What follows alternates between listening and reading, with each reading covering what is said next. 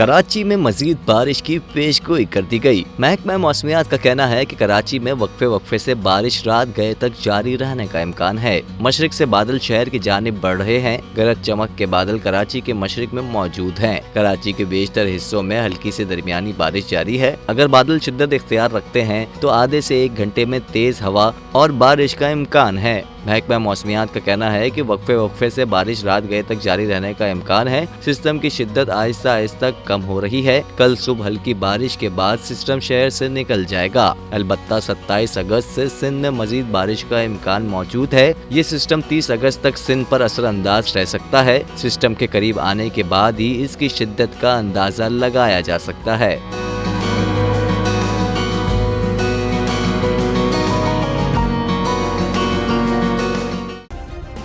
Subscribe करें और bell दबाएं ताकि कोई खबर रह न जाए।